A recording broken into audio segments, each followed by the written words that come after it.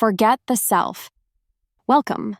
Today, we're studying the wisdom of Dogen, a Zen master and philosopher. He said, "To study the Buddha way is to study the self." Dogen's words invite us to think differently about spirituality and personal growth. When we think of studying the Buddha way, we might picture monks, rituals, or scriptures.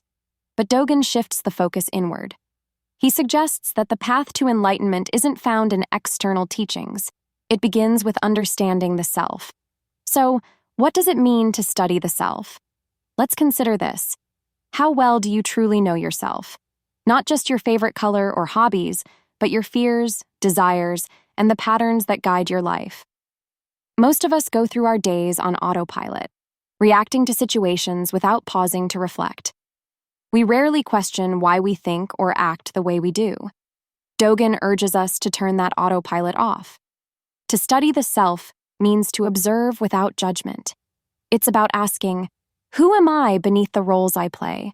Who am I without the labels of my job, my relationships, or my achievements? Imagine you're in a heated argument with a friend. Your emotions flare, and you lash out, saying something hurtful. Later, you feel guilt creeping in.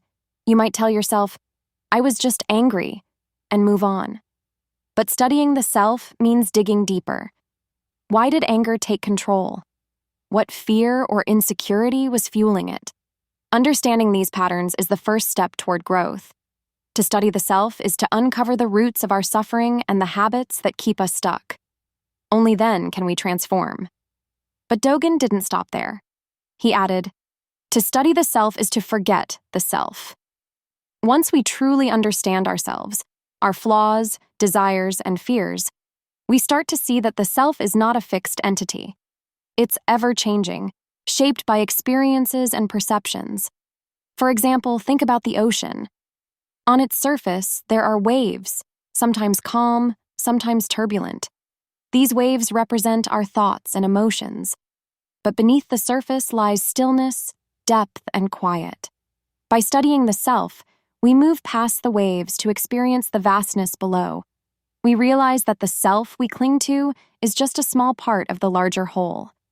So how can we apply this teaching to everyday life? First, start with mindfulness. Pay attention to your thoughts and actions without labeling them as good or bad. If you notice impatience in a long line or irritation at a loved one, pause. Ask yourself, what's really happening here? Second, embrace meditation. You don't need to sit in a temple or chant mantras. Simply sit quietly, focus on your breath, and observe what arises. Over time, this practice helps you study the self with clarity. Lastly, practice compassion for yourself and others. When you understand your own struggles, it becomes easier to empathize with those of others. You realize that we're all navigating the waves of life together. In conclusion, Dogen's wisdom challenges us to turn inward, to study the self, and ultimately transcend it. This isn't just a spiritual exercise. It's a way to live more authentically, connect more deeply, and approach life with an open heart. Thank you for joining me. If you found value in this message, hit that like button and share your thoughts in the comments. Until next time, remember, the path to understanding the world begins within.